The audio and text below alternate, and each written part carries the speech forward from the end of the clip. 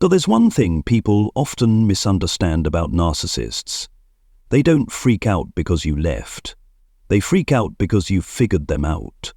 Because when you start connecting the dots, when you realize their behavior isn't random but part of a calculated pattern, that's when they know the power dynamic is shifting, and they can't stand that.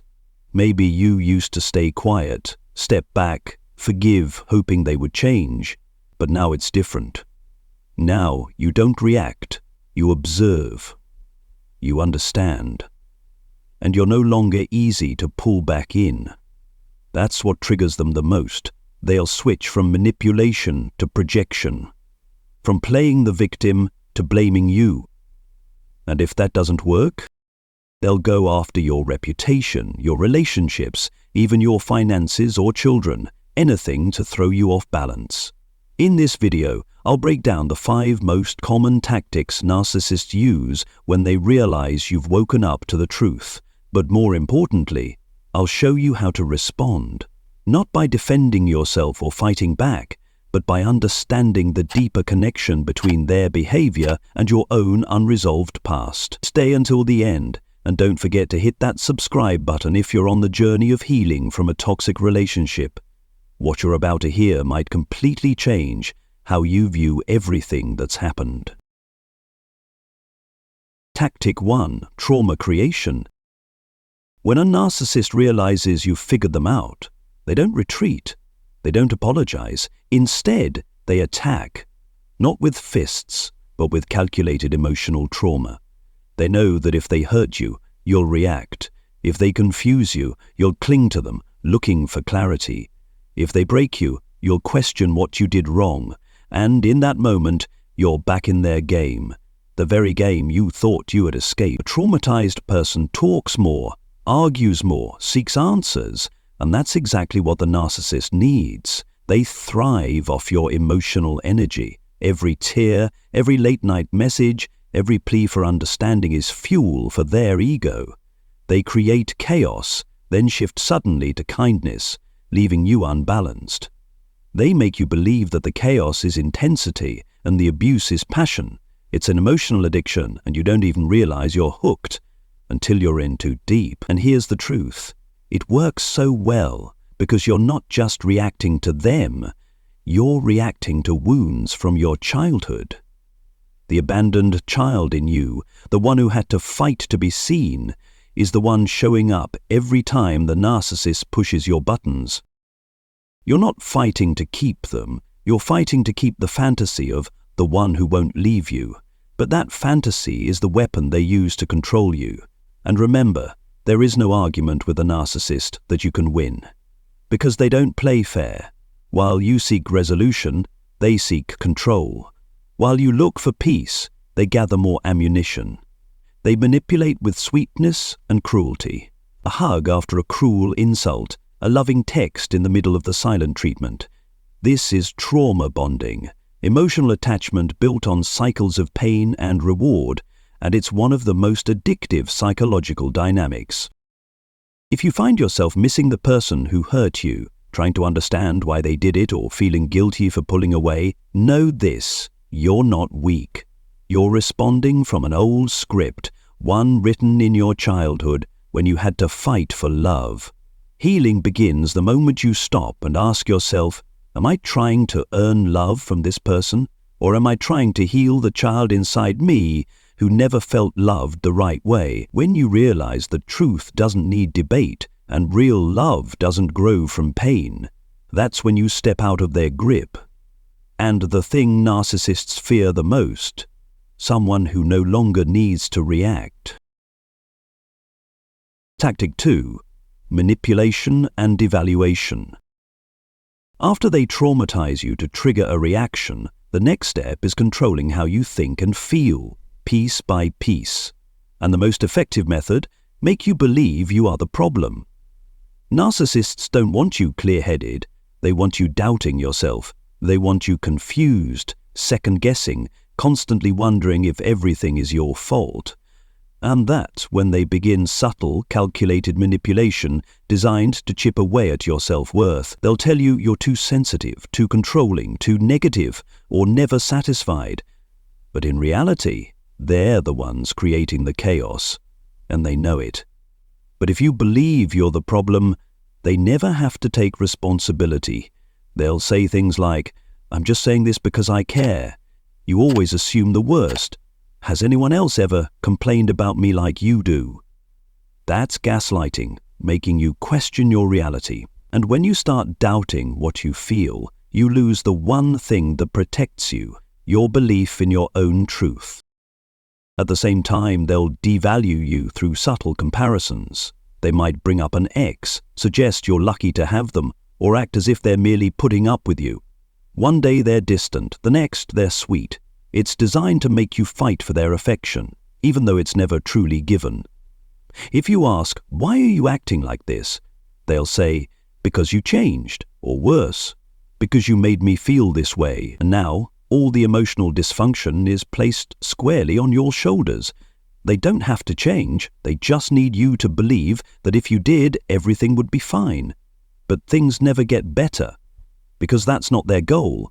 Their goal is to keep you unsteady, always working harder, always feeling guilty, because a narcissist can't control someone who knows their worth. Worse still, they'll use intimacy as a weapon. They might be charming, seductive, even affectionate, but only after they've hurt you. And you'll wonder, is this love, or is this an apology? It's neither. It's a cycle. Punishment, then reward. Creating emotional dependency through confusion. Manipulation isn't always loud. Sometimes it's a cold silence, a disapproving stare, or a sweet-sounding sentence laced with poison. You start changing the way you dress, speak, or smile just to keep the peace. But what you're really doing is slowly disappearing, and that's exactly what they want. If you find yourself shrinking in your own life, ask, "Am I loving this person? Or am I just afraid of losing their approval?"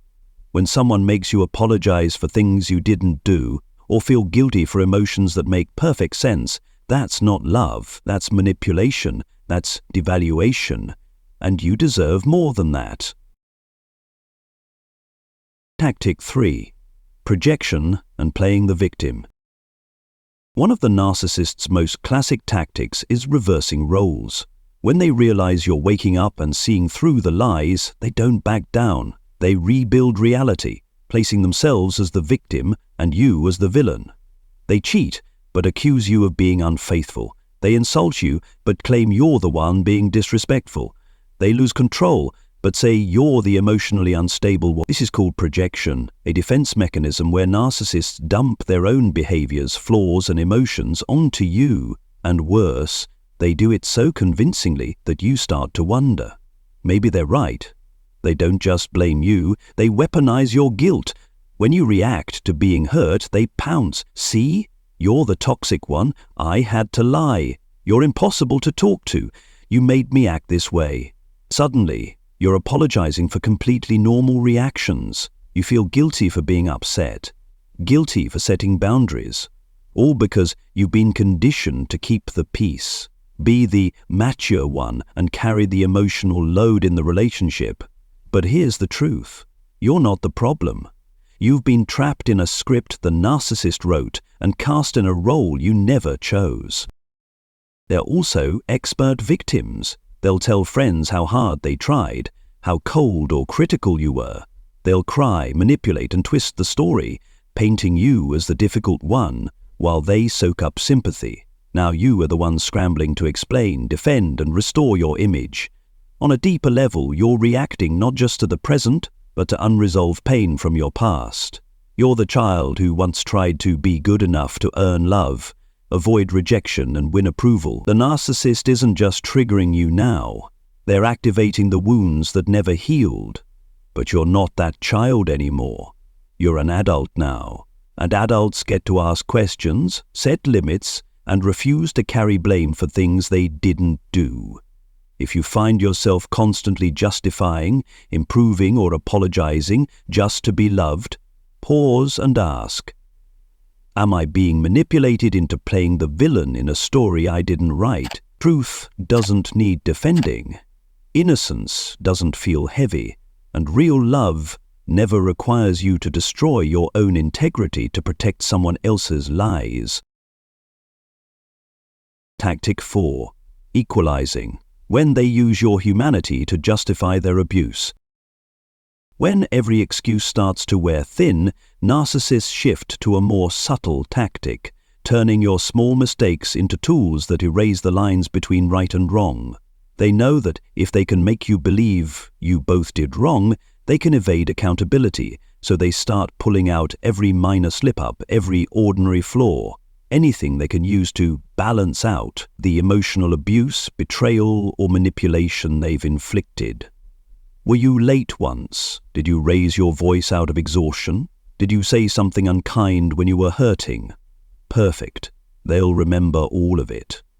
And when you confront them about lying, gaslighting, or demeaning you, they'll deflect. What about the way you talked to me last week? I'm not perfect, but neither are you. We both have issues. Why act like you're a saint? Suddenly your pain is no longer the focus. The conversation shifts to your flaws, often minor, but magnified to justify their much more serious behavior. This is a form of moral inversion. They don't deny they were wrong. They just drag you down to the same level, so no one has the right to speak up. And the result?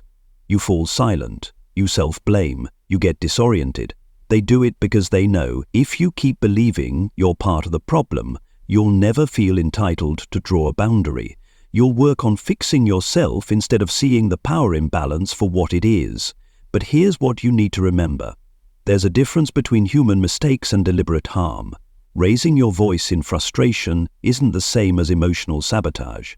A bad day doesn't justify a pattern of abuse. The worst part? When they equalize, you start doubting your own judgment.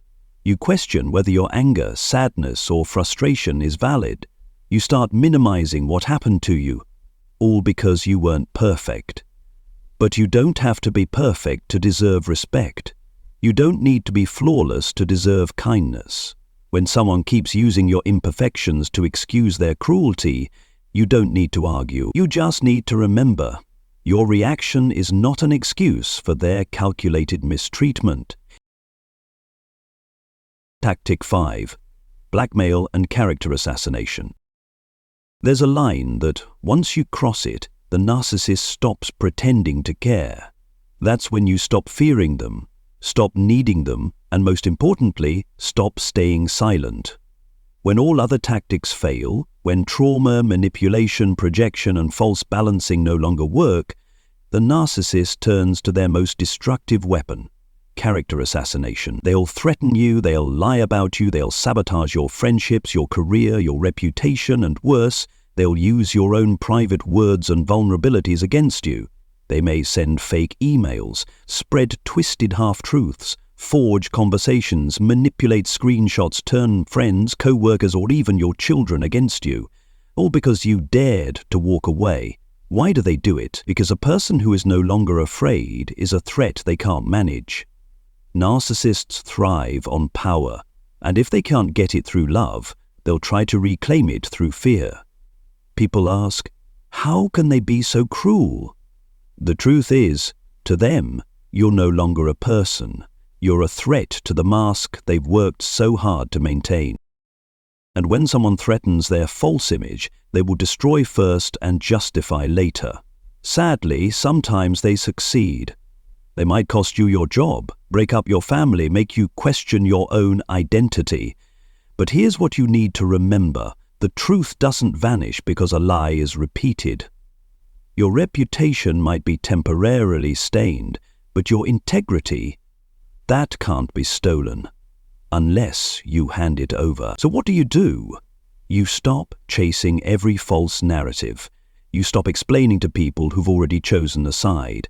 And you hold steady in who you are, without bending to fear, because when you do that, you reclaim your power. Your silence is no longer a weakness. It becomes the boundary of someone who has risen above the noise. And if someone needs to tear you down to feel worthy, that alone proves they never stood beside you with truth to begin with. Tactic 6. Reality Inversion.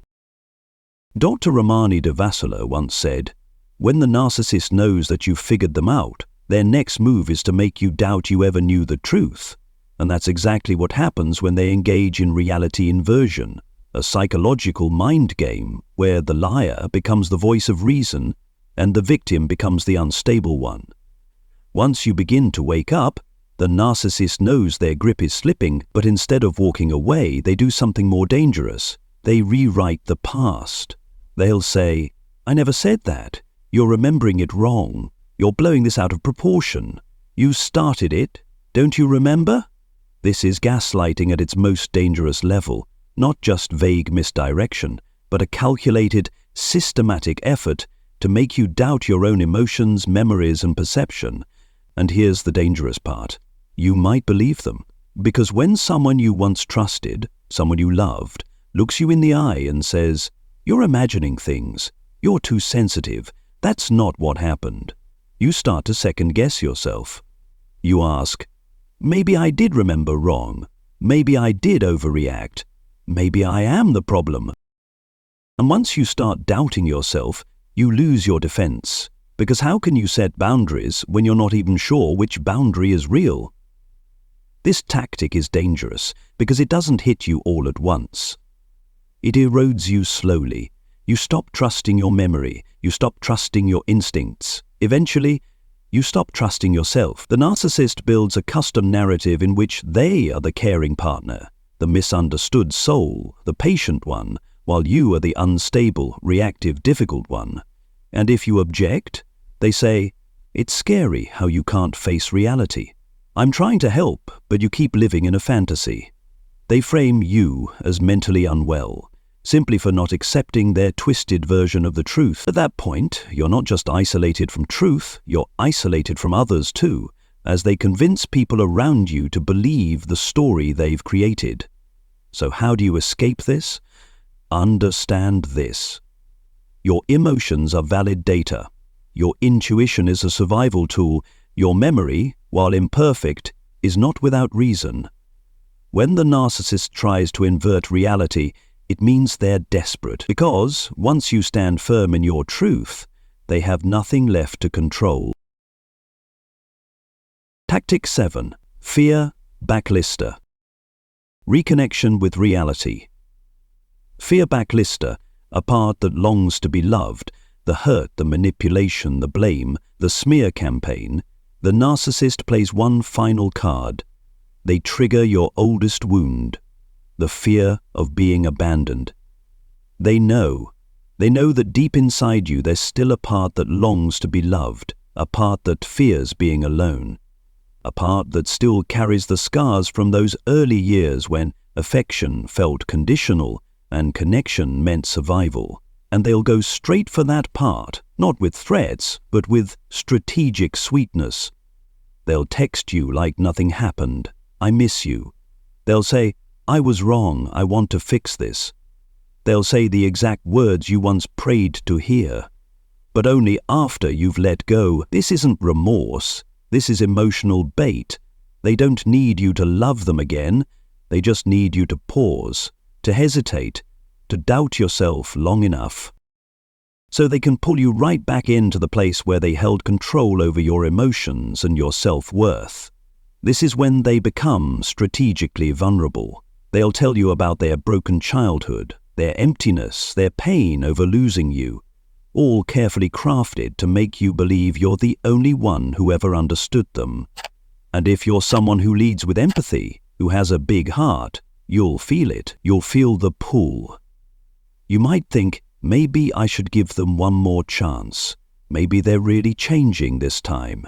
But nothing changes, because real change requires honesty. And narcissists don't return for forgiveness. They return for power. They don't want you. They want the control you once gave them, back when you doubted your own value. So if you've ever received that long, tearful message, if you've ever heard, "I can't live without you," don't mistake it for love. It's not. It's the panic response of someone who's lost their grip on you. And here's the most important part. You're no longer the person who falls for it. You've seen the truth. You've survived the storms. You've endured the performance. And above all, you've learned to love yourself more than you need someone else to love you. And when you stay grounded, when you don't reply, when you remain unmoved, that's when the narcissist is forced to face what they fear the most: irrelevance. Because you're no longer driven by the fear of abandonment. You've chosen peace over chaos, and that's the one thing they can never take back. Tactic 8. Image reinvention. When you stop reacting, when you don't respond, when you've healed enough to stop feeling their pull, the narcissist won't chase you with emotion anymore. They shift tactics to a more subtle form of manipulation, showcasing their perfect life without you. They start changing, but not because they've actually changed. They change because they want you to see it. They post glowing photos with someone new. They write captions about healing, growth, and spiritual awakening. They say the exact things you once begged them to understand, but now they get it, just not with you. And if you still carry even a sliver of unresolved pain, you might start wondering, why are they treating the new person so well? Was it my fault all along? Did I walk away from the person they're finally becoming? That's the point. They don't need you to come back. They just want you to doubt your reality. They want you to question the truth you once held, to feel confused, nostalgic, maybe even regretful. Because if they can live rent-free in your mind, they still have control. This tactic is insidious because they're not smearing you, they're just shining fake light. And if you speak up, people might say you're bitter, that you haven't moved on, that you're holding a grudge. But the truth is, you've survived something incredibly painful, and what you feel now is real trauma, not envy. Narcissists don't change. They adapt to preserve their ego. They shapeshift for survival, and if you're paying attention, you'll notice their growth is rapid and performative. Their new partner is often a version of who you were before you knew better. They still haven't taken real accountability for anything. Real healing doesn't need an audience. Real growth happens quietly, not on display. So no, you don't need to compete with their rebranding. You don't need to defend your truth. You just need to keep healing on your own timeline, because true recovery doesn't need to be proven. It creates peace without applause. Tactic 9. Silent retaliation and monitoring. Don't think that just because the narcissist has gone quiet, they've let you go. Quite the opposite. They've simply shifted from public control to silent observation. And that silence? It's not surrender, it's a calculated tactic, silent retaliation and strategic monitoring. Once they know you've truly seen them, once they know the illusion no longer works on you, they retreat. But they don't disappear. They now see you as either a future supply or a threat that must be monitored.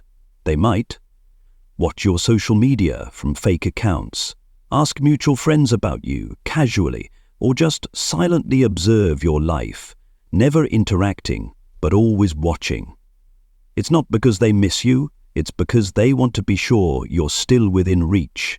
And if you look happy, they feel rage. If you look broken, they feel satisfied. And here's the terrifying part. They'll leave no trace. No messages, no late-night calls, no drama. Just a ghosted presence you can sense, but never fully prove. They're waiting for you to post something reactive. They're hoping you'll miss them, resent them, or even mention them, and the moment you do, they reappear. This is control through intentional absence. They know silence makes you wonder. They know being ignored can destabilize you. They weaponize that space, sowing doubt without saying a word. And if you don't react, they might escalate subtly, reach out to someone close to you, accidentally run into you, or interact with your new partner. A quiet message that says, "I'm still here, I still belong in your world." So what do? 1. Don't react. Your silence is now your power. 2. Don't check. You don't need to know what they're doing or thinking. 3. Don't panic. Their absence isn't peace. It's a strategy. When you live authentically, heal genuinely, and keep moving forward without needing to prove anything, you've already won, because nothing confuses a narcissist more than someone they can't read, can't reach, and who no longer has space for them. Not in their mind, not in their heart, not even in memory. Now, you see, when a narcissist realizes you've figured them out, they don't disappear quietly. They escalate, they adapt, they play smarter, colder psychological games, not because they love you, but because they can't handle losing control. From trauma to manipulation, projection to gaslighting, silent revenge to image reinvention, every move has one purpose. They cannot stand the fact that you saw who they really were and left anyway. But here you are. Not just surviving, seeing clearly. Healing, not by running, but by standing in truth. Rebuilding, not for approval, but from the self-worth they once tried to erase. Don't let any tactic pull you back in. You don't have to prove anything. You don't have to win a psychological war. You just have to keep walking forward, one step at a time, in the light you reclaimed from the darkness. And if today still hurts, if the memories still sting, know this, that's part of healing. You're not weak for feeling tired. You're powerful for still choosing to rise. If this video spoke to something inside you, hit subscribe. Because healing doesn't happen in isolation. We walk together, one truth, one breath, one decision at a time, to choose ourselves over the past,